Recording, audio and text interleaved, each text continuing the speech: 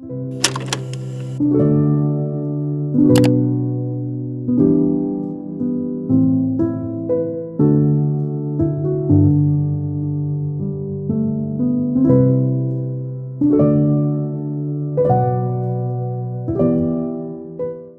everyone, welcome back to another video. I'm super excited because today I will be setting up my bullet journal for the month of November, one of the last months of the year, and my second to last setup for 2024.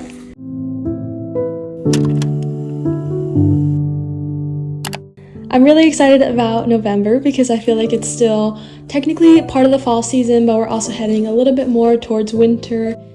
I was actually having a lot of trouble with this November setup. I just couldn't figure out what I wanted to do. I couldn't get the image in my head onto paper, so this is actually my third time filming this video, but I am really happy with how the setup ended up looking. I have decided to do a mushroom fairy house theme for November, and I'm so excited about it. This may thematically be a little bit more appropriate for October or maybe September, but I feel like November is still technically fall, and I had this vision in my head and it ended up looking really cute and I'm really excited about it. I think I sometimes put a lot of pressure on myself and just kind of work myself up trying to come up with the perfect, unique setup every single month, but sometimes I think the ones that I love the most are on the simpler side when I kind of just go back to the basics. You'll see that the setup ended up looking very similar, I feel, to my September setup. I used a lot of similar elements, a similar drawing style. And I think this will be good for me moving forward. If I'm ever having trouble coming up with something, I can stick with this general layout. Okay, starting out with my cover page for November, I'm basically just drawing out a giant pumpkin fairy house, and I'm so excited about it. I did use a lot of different colors in the setup. Typically in my bullet journal, I feel like I mainly use my zebra mild liners, maybe some Tombos, but when I need lots of different shades, I will pull out my Oh Hoo Hoo marker pack because there's just so many different colors in there. I'm going back to this drawing style that I used in my September setup where I don't actually outline anything in black. I've really been enjoying this style lately just because I think it gives it a bit of a softer look. So instead of using a black fine liner to outline every individual detail, I used darker shades and then kind of went over with a lighter color in that same shade to give a bit of dimension and a bit of an outline to each individual piece. I was just kind of browsing on Pinterest looking at different fairy house elements to get my inspiration. I think the pumpkin itself is like a fairy tale pumpkin, basically meaning it has like a lot of different bumps and ridges rather than just a very smooth spherical pumpkin, if that makes sense. But I ended up including a cute little door, some windows. I absolutely loved drawing all the leaves and kind of curly vines. I thought that was so fun. Of course, I also had to add some mushrooms because I'm obsessed with mushrooms. And I had a little bit of space in front of the pumpkin, so I also decided to add a cute little welcome mat to welcome any fairies and critters who live in this pumpkin home. This ended up being very fun to draw, and I don't think super complicated either. I feel like a pumpkin shape is pretty standard, pretty round, and there's a lot of different ways that you can do it. I did want the setup to feel very kind of pastel and calming, and I also didn't want this setup to be like super Halloween and fall color palette just because November is getting a little bit more towards winter. So I try to use like less bright colors, a little bit softer fall and almost winter shades as well, just for a good transitional month, which I feel like November is. One of my favorite parts of this illustration is the leaves and the curly vines, which I don't think I've ever been to like an actual pumpkin patch, but I do believe pumpkins when they grow have these really pretty curly vines almost, and also these big leaves. I'm not entirely sure. These were super fun to draw and quite easy as well. I ended up using them a little bit differently for a border later on in the setup, which you'll see. For my title, I kept it fairly simple, but I wanted to do something very fairy tale-esque since honestly that's kind of the style of all of my themes this year, but especially for this one. So I did a bit of like a tile situation for the N, and then I just used a gold gel pen to do kind of like a typewriter font for the rest of the lettering. I also wanted to add some paper to this just to give it a little bit more dimension. I think paper and washi tape is just a really easy way to make the spread feel a little bit more 3D almost. I think otherwise it feels a little bit more just kind of like a coloring sheet. I just used some basic craft paper, I ripped it up and added it to the corners.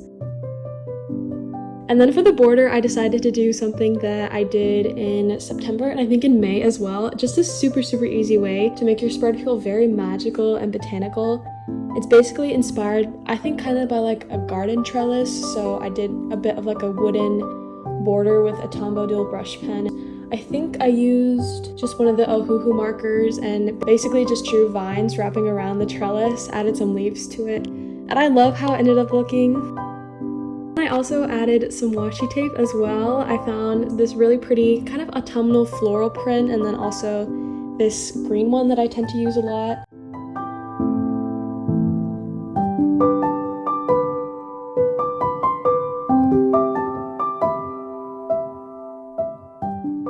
But basically after finishing up the lettering, that is it for my cover page.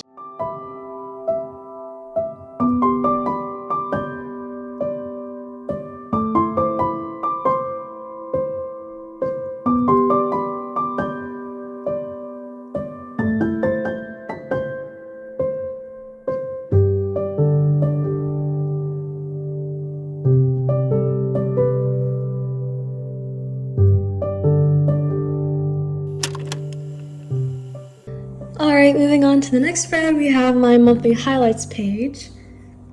I feel like setup-wise and layout-wise, in terms of like what spreads I'm using, I've kept my bullet journal layout pretty much the same for the past couple of months.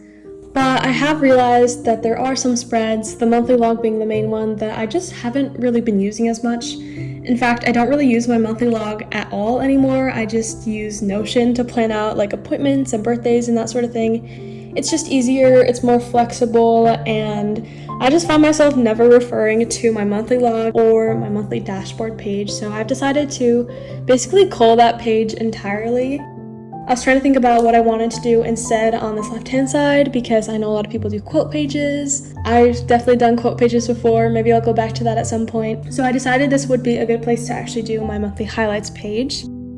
This is a very new spread that I'm adding to my setup. I did it for the first time in October, and as October is not over yet, I haven't actually filled out the spread yet. My plan is basically at the end of the month, probably in my November reset video, go through my camera roll and basically just print out a couple pictures that I feel like really summarize some of the things that I did throughout the month, make a little bit of a collage. So I don't really know if this is a spread that I like yet, I haven't used it yet, but we have 2 months to try it out, and I thought it would be fun to add for November as well. Because the spread is going to end up being a collage with pictures from the month, it does look pretty empty right now. I kept it pretty simple. I did do a bit of a pumpkin doodle in the bottom corner, and then I also added some more of the craft paper and washi tape. I added a title in the same style as my title for the cover page, and then another one of these trellis little vine border things. Again, this spread looks pretty empty right now. I am really excited to see how it looks at the end of November, see how November has turned out. But I do think that it looks really cute. I'm excited to fill it out and see if this monthly highlight page is going to be an every month edition.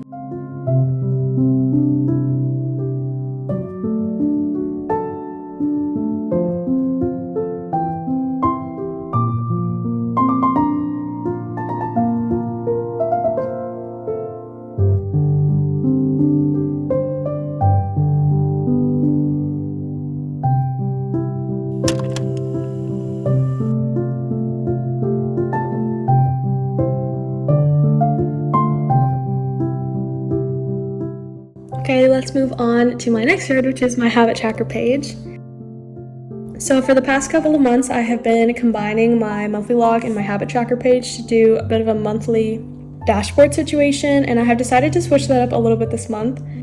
Previously, I've been tracking, I think, around like 3 or 4 habits, and I feel like I've been pretty consistent with them. And I've decided to go back to my more ambitious style of 9 habits. So that's what we're doing this month. I'm creating an entirely unique spread just for my habits for November. I don't really have any trips planned or anything crazy going on in November, so I'm thinking it will be a good month to hopefully get into the habit of some more things and finish out the year strong. I do have to think a little bit in terms of like what habits I want to add. I have the main 4 that I usually add, and then I'll have to think about some other things that I want to implement into my life. But honestly, I just find that this is one of my most used and most valued spreads. So I think that adding a couple extra habits will probably be for the best. Alright, 'cause I don't know if you can hear, but there's a lot of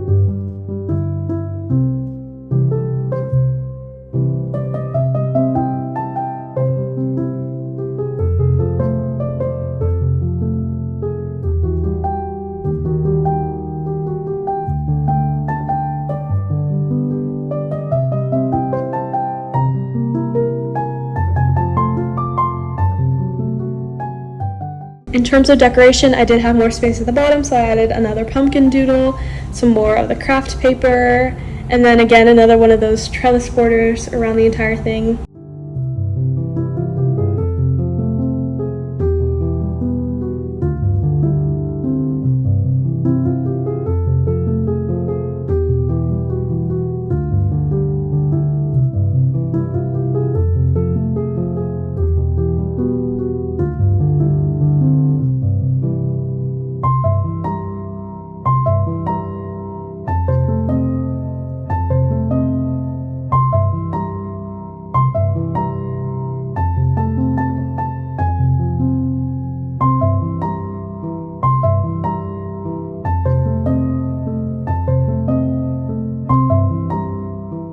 After finishing out the title, adding some little gold sparkles, that is it for my habit tracker.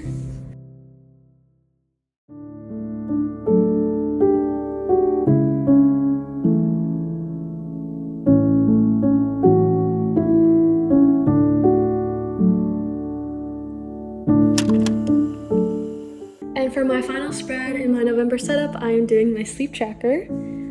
This is also a tiny bit different than I have been doing previously, only in the sense that I have switched it to a vertical layout versus my traditional horizontal one. No particular reason, I feel like this just makes a little bit more sense for me to have it in a vertical with the y-axis being all the days 1 through 30 in November. I don't know, I feel like it just makes a little bit more sense. I don't have to rotate my journal every time I'm filling out my sleep tracker, but other than that, it's exactly the same.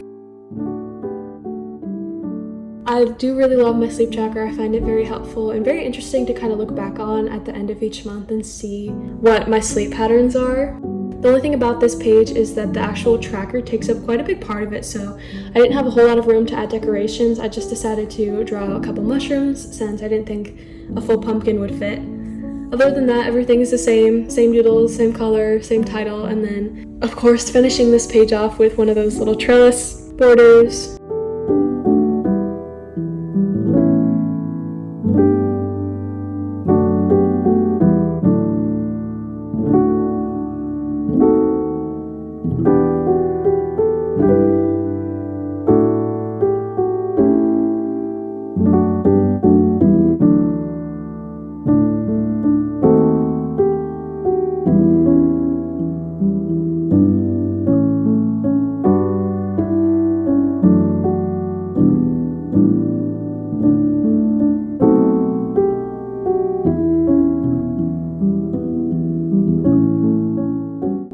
But anyway, that is pretty much it for my November setup. I hope you all enjoyed it. Again, this is my third time setting up my November spreads, and I'm happy to say that I do really love how this time turned out. I do love this pumpkin theme. I think it's very good to kind of squeeze out the last bit of fall for November.